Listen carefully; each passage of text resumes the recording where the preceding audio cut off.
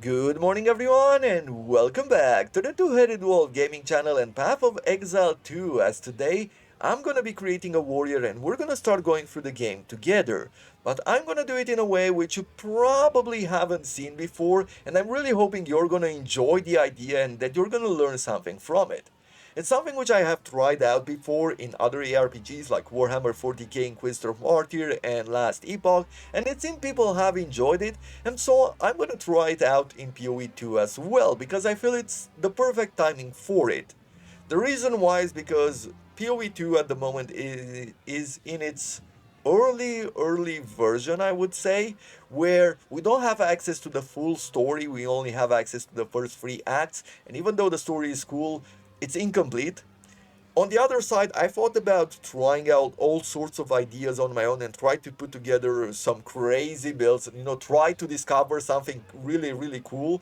But then I realized that the developers are really working hard at the moment to balance the game out, and so they're nerfing skills left and right, they're balancing things out.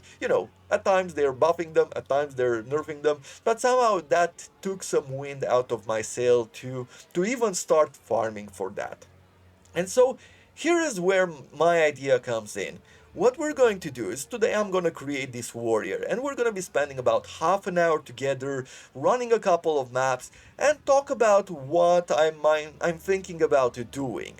Then as soon as the episode is over, I'm gonna be spending some time on my own, off record, off camera, just farming for levels and gears. So I'm gonna be collecting a bunch of passive skill points, a bunch of skill gems, and some better gear, but I'm not gonna use any of it until I start recording again. So that in the next episode, in the first part of it, I'm gonna be spending some time just upgrading the character. I'm gonna be spending passive skill points and I'm gonna talk about what choices I'm making and why I'm making them. So I'm giving you my thinking process and hoping that you can learn something from it. Then I'm gonna throw in the better gear, and with the rest of the time from the episode, we're gonna be running once again a couple of maps just to get a feel for what the new power level is like.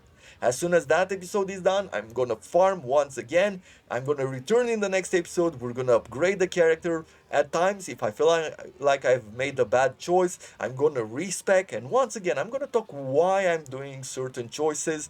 And I really like this process. I like the process of sharing my ideas. And I like to hear your feedback as well down in the comments below. So, with this in mind, let's get started here. So here we are, washed up on the beach. I'm gonna play with WSD as movement. I'm still not 100% convinced that I will want to keep playing like this instead of mouse, but there are some advantages to it.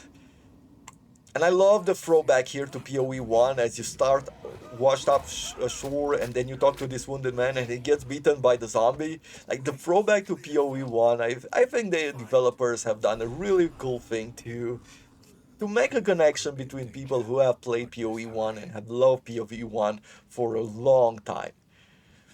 As far as a build idea goes, for what I would like to do, I have played so far, when I played the warrior with a mace and a shield, we are limited on the type of weapons that we can equip in this early access version at this moment.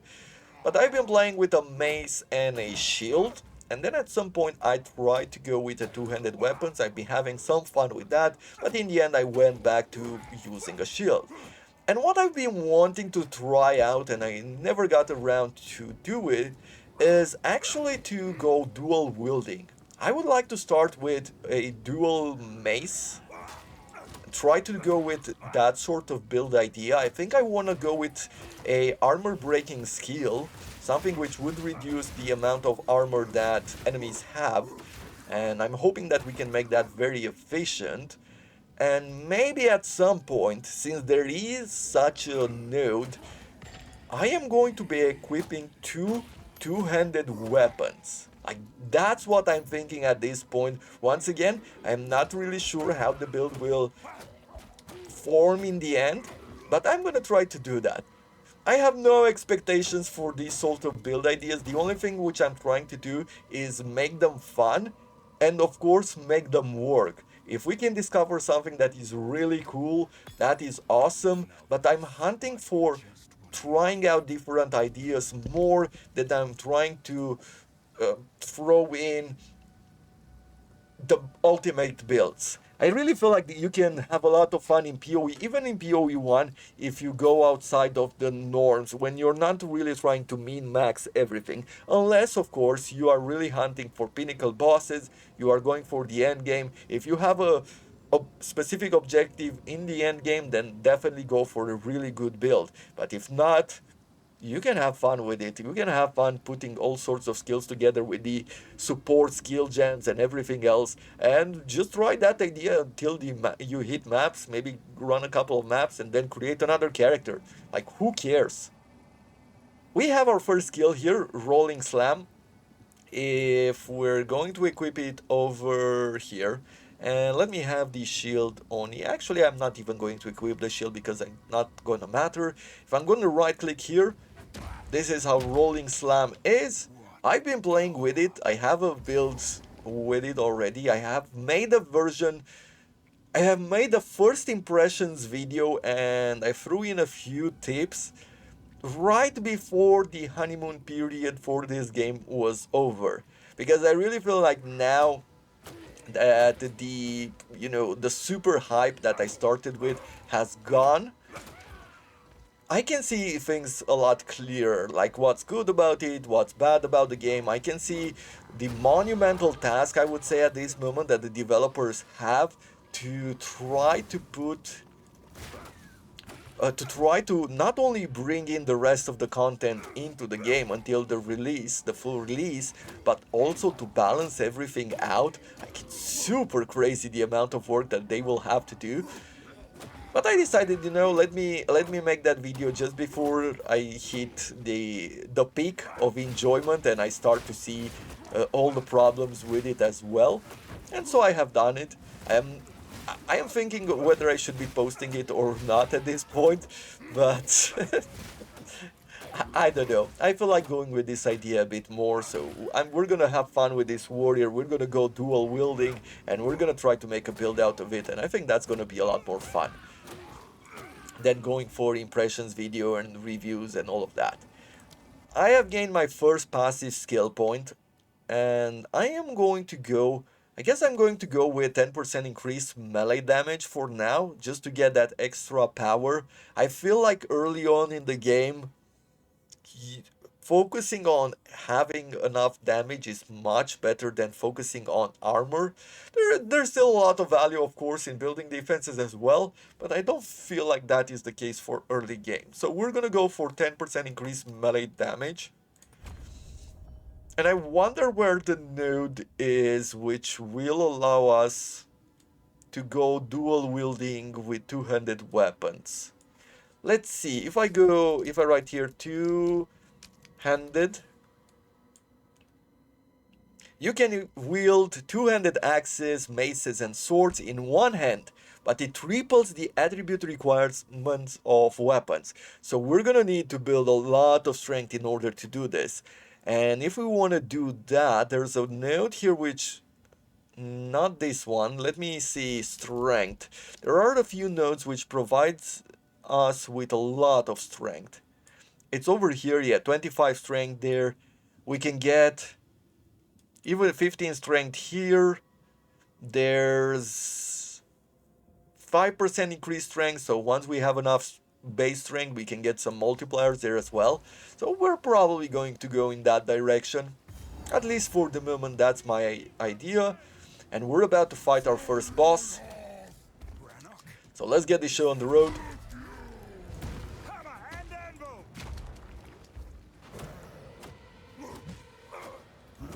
I'm not really afraid of these smaller shots. We're stunning the boss as well. If it's gonna start swinging that sword, then we are going to avoid it. But if not, then I'm not really worried, as I said. He's summoning, right? Yes. So let's do a rolling slam here to clear some of these mobs.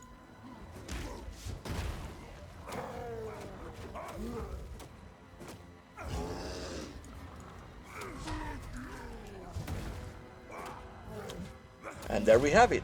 The miller is dead. I'm sorry, Brannock. It was me or you. I have picked up the quest and I've also gone through the shop to get some basic gear, something to start us off with. There's nothing really that special at this point, of course, it's the start of the game, but still, it has some value. So I found this club which provides us with some extra fire damage and we also gain 4 life per enemy killed. So this is going to help our survivability. I have another mace here with slightly more physical damage. And I'm thinking that this is going to help us a lot, especially since we're dual wielding. This will add up to the amount of power or the amount of damage that we can deal. I found this body armor which has armor and evasion. And this gave me an idea.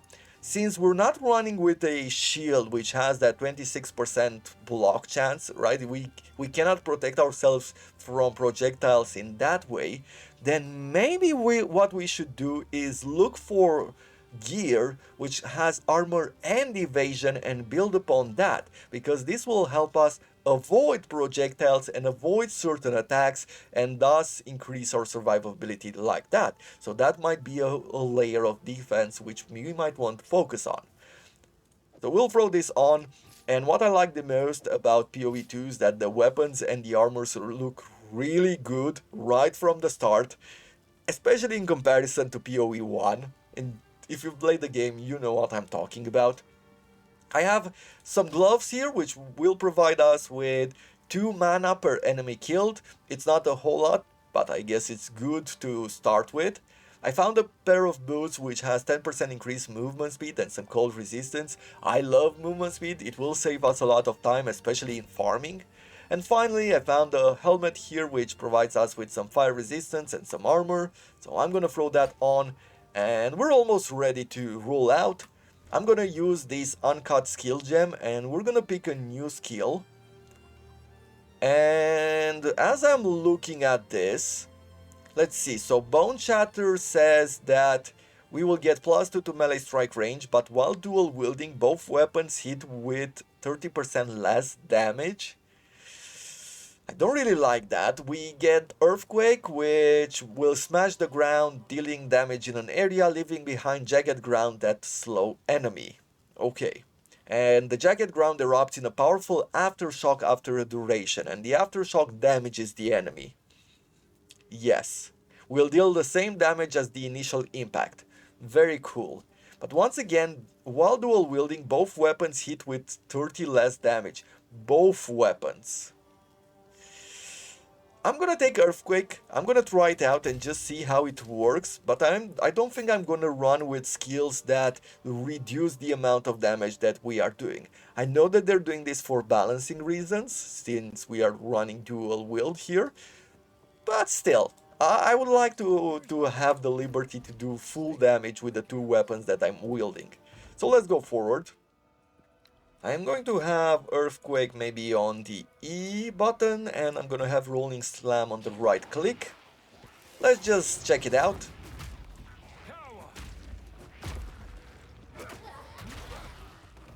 That jagged ground, the Earthquake, it seems like it takes a very long time to actually trigger. So this slows the enemies down, and it took like what? How many seconds? Does it say how many seconds it takes for it to explode? 4 seconds. So it takes 4 seconds for us to get that explosion, that aftershock. If we want to stay with Earthquake, then we will definitely need to figure out a way to reduce the time for the jagged ground. We want that to trigger quicker. We're gonna need a support skill gem that says it's going to reduce the skill duration. For the moment, I think I'm gonna be running with this rolling slam, because that seems to be happening slightly quicker, plus it's giving us some movement. And we'll also going to be rolling with our normal attack for the moment. I think that is fine. We leveled up again, we found the belt as well, which will increase mana recovery from flask. Okay, not valuable, I would say. With this extra point, Investing into armor right now might help with our survivability. I can definitely feel the fact that I don't have a shield, but what I am thinking is maybe go down this path somehow, get the extra stun build up, 16% melee damage, 10 strength, and then maybe we can go to the south. 80% increase armor from equipped body armor, that is really good. 15% increase armor all around and regenerate 0.5 of life per second, and we get plus strength as well. So this, I think these are good.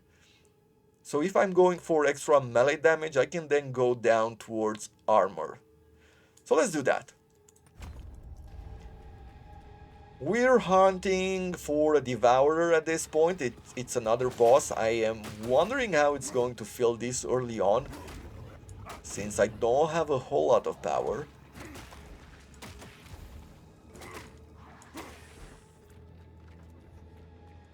Woodman's locker, we have found only a normal club. I'm not even going to keep it. I'm going to throw it away. I have to remember that I can dodge as well. Let's see, lesser mana flask, quarterstaff, another wand or something, and I don't care. Come on, give me something good. Nothing yet. A blue chainmail, a magic chainmail. 5 dexterity. Unfortunately not better than what I have. If you want to make money early on, I would recommend that you collect all the yellow rare equipment. On one hand, you can get a lot of value out of that, so if you sell one of these magic items, maybe you get 10 to 20 gold at this point, but if you find a rare yellow item, then you will get somewhere from 100 to 200 gold, and the ratio keeps stable as you keep going through the game. I mean, the value keeps going up, but the rest of it changes. Now let me throw an earthquake here. He's moving around, so I'm not sure how much value are we going to get out of these earthquakes. I think it's easier to use our 2 clubs here, or 2 maces, to actually deal damage. And it seems like we're doing very well DPS wise.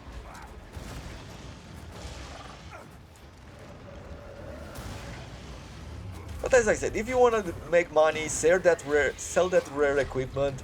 If later on, once you have enough money, I would recommend that you start disenchanting it, because if you disenchant a rare item, you're getting one of those shards that gives you, in the end, like when you have enough of them, I think 10, maybe less, it turns into the type of orb that turns your magic items, like these sort of blue items, into rare items, sort of these yellow items. And they will bring with them more of these modifiers, which can be very powerful and very strong to have, especially when you find a piece of gear that you actually love.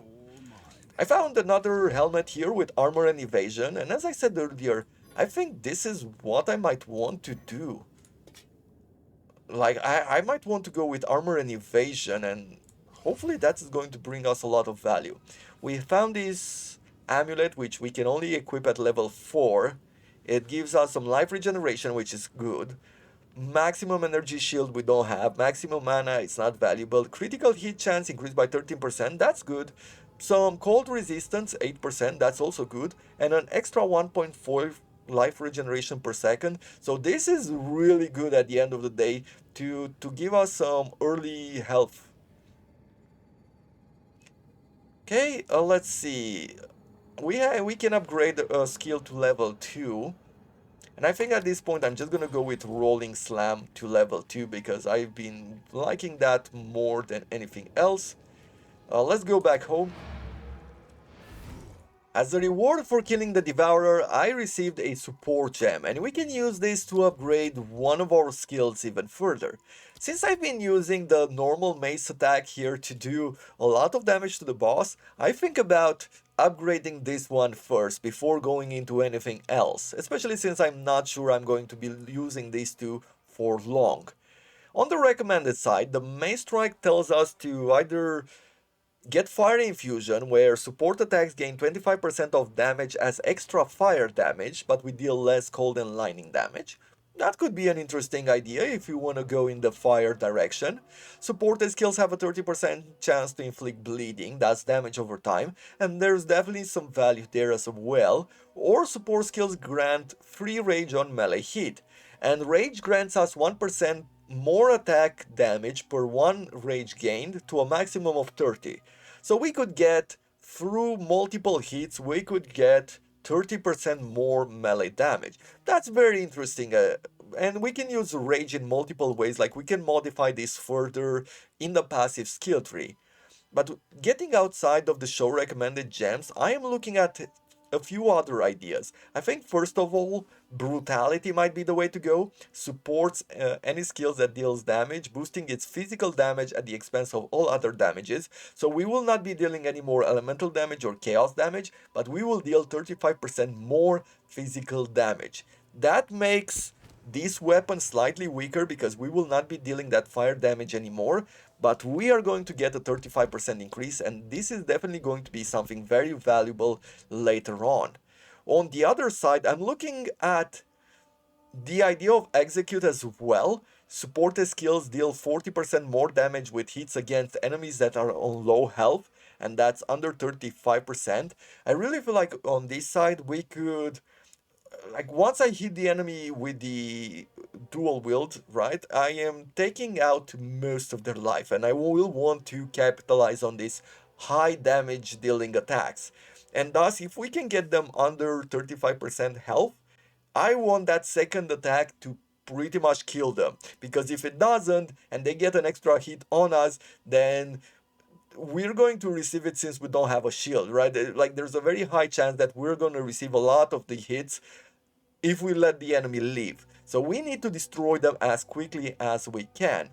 With that in mind, there are a few other ideas as well, like every fifth use of supported attacks causes 500% more stun buildup, or this with hits with supported skills causes 50% more stun buildup. This will definitely be valuable when going against bosses, especially, right? Because we definitely have to hit multiple times, and if we can have this stun build up constantly, then they are not going to be able to attack us as often. So what I'm thinking at the moment is that I am going to go with brutality first of all. We're gonna get this extra damage and we're gonna see how valuable it is. And then I'm gonna equip a second set of weapons where we are going to be focusing on building stun. So we'll have a sort of build for taking care of mobs, and we'll have a build that we can use to take care of bosses,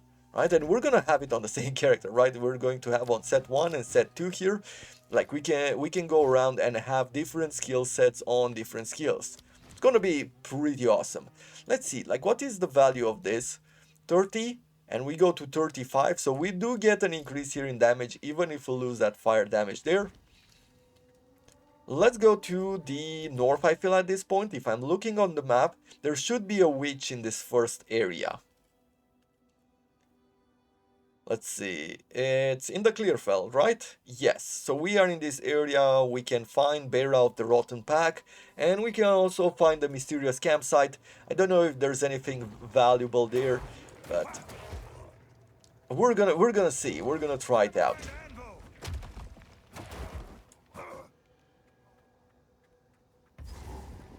Abandoned stash. I think this is the camp which it showed us on the map. Oh, we found another uncut skill gem. We can only get Bone Shatter, and at this point I don't think I care that much about Bone Shatter, to be honest. Like, I don't see how I'd be using it. So I'm not going to use it. I'm gonna throw it in the stash. Who knows? Maybe I will need it on a future character. If you've never played PoE1 or PoE2 before, know this, that as long as the character is in the same league as some of the other characters that you are gonna create, the stash is common. So you can use and exchange items between the different characters that you have. which is a great way to make future builds. For example, if you run on a map and you find a particular unique item, then you might decide, hey, I'm gonna make a build with it. Let's see, I haven't fought her in a while, but I'm guessing it's not going to be too difficult. I mean, especially in comparison to the first time I played the game, it took a while to get used to this new gameplay style. But once I've gone through the game once, and have gone through the game one more time, like using a different class, it's no problem. Like things are getting much easier.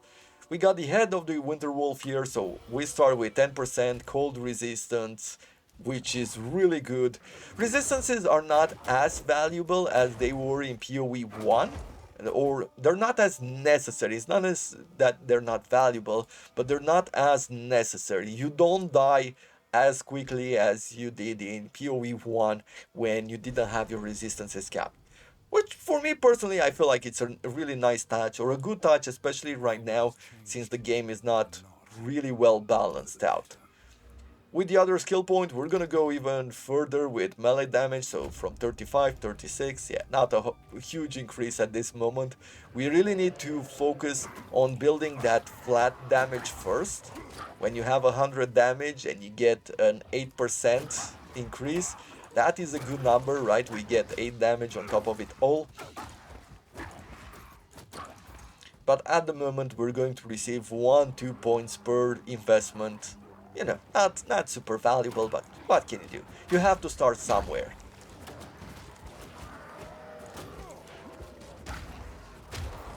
Let's make sure we're not sitting in the poison, because that's gonna hurt a lot.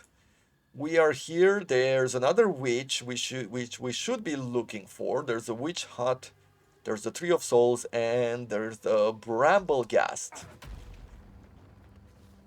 Those are the two mini bosses in the area which we should be looking for. It's going to provide us with skills, with gear, with all sorts of things. Like you saw earlier, from fighting that witch we got a permanent 10% to our cold resistance, which is good. You can gain per run, meaning through the free acts available in the game at the moment, you can get 10% fire resistance, cold resistance, and lightning resistance. So try not to miss these secondary objectives which have a lot of value. This is the witch. We have found potions. I would say that if you want to equip these potions right now, go home first and use the well, because if you change the flasks, you're not gonna get the charges back. So you'll have to be careful there. Energy shield, aura, okay. So aura, that means it's providing it to the nearby enemies, so we need to take care of that. I'm gonna get out of that chill area. It's gonna reduce our attack speed as well, and I don't like it. Stun resistance, yeah, that's okay with me. I can't believe how many times I got killed by these witches in the beginning. But now it's not the case anymore.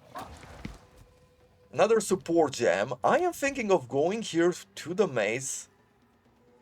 And I'm looking at this idea of dealing 40% more damage with hits against enemies that are on low life. I really feel like this is going to be really valuable. Like, it's going to make us kill enemies from 2 strikes, right? It's giving us the opportunity to not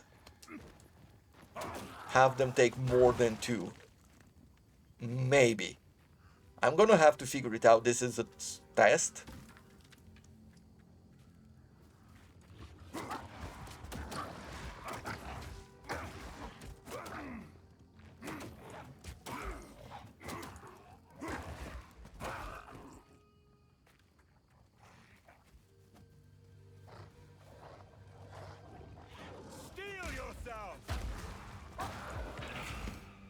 Let's quickly throw in this health potion and this mana potion and farm some of these enemies, get back some of these charges. You get charges by using the well, by going to a checkpoint, and you're also gaining some charges, although a lot slower than in PoE1. by killing enemies. Another level up, we're gonna get 10% more damage, and now it's time to fight another boss, where I'm hoping that the upgrade to our two-handed strike is going to pay off heavily, because we're gonna be dealing more damage to him, 40% more damage once he's under 35% health. So that's where I'm hoping the investment will go in, as it doesn't seem like it has done a whole lot for enemies. I am thinking at this point that maybe I should invest in getting Calling Strikes. Calling Strikes is an ability or one of these skills.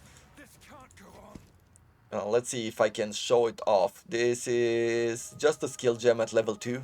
Okay, I don't have a sport gem at the moment, but Calling Strikes is a type of ability that allows you to kill enemies under a certain percentage of health, like instantly. And on normal mobs, I believe it's like what, 30% or 25% or something like that. On magic it's less, on rare, if I remember correctly, it's where it's at 10%, and I think on unique, like bosses and stuff like that, it's 5%. So, you know, like we could use that maybe to instant kill the enemies, but it's something which I will have to figure out in the future. For now, I found this charm. It's going to give us some lightning resistance whenever we get hit by lightning. It's the first charm that I found. In order to unlock these other slots, apparently you have to upgrade the belt. I never paid attention to that. I thought that maybe I'm gonna unlock it with the campaign, but somehow I never managed to get a modifier on these belts to provide me with what I wanted, or with the extra slots here for charms. I am going to be upgrading. Let's upgrade. Maybe not this one. I think I can use this item to upgrade the helmet or this club. Gain 6 life per enemy killed. It's better than nothing, I guess, at this point. And I have this Artificer's Orb, which will allow me to open a rune socket on the weapons or the gear, and we can use those to increase the power of our weapons, or in the end to fix some of our resistances. I'm not gonna waste it right now, we're gonna use it in the future, but I just wanted to show that off to you. And I guess that's gonna have to be it for this episode. This is going to be for the first and probably the last time when I'm going to have this sort of a longer episode where I'm starting at level 1. In the future, all future series are going to be started at least level 10, where I have some points to spend and I have some gems that I can cut out, and that we can start from a higher level. But I wanted to talk about the character, I wanted to talk about the series and everything, and give you a start or an understanding of what the hell I'm doing here. From here on out, I'm gonna be spending some time on my own, just farming for extra levels and gear. I'm not gonna equip any of it, I'm not gonna spend any of the passive skill points. We're gonna do it together in the next episode, at the start of the next episode tomorrow. And we're gonna keep doing this on and off until we've reached a point where we can say, okay, well, we can draw some conclusions, what worked, what didn't, and move on to the next character and to the next build idea. I hope you have enjoyed the episode, and I hope that I can see you again tomorrow as we continue to develop our dual-wielding warrior. Until next time, thank you very much for watching, and I wish you all to have a wonderful day.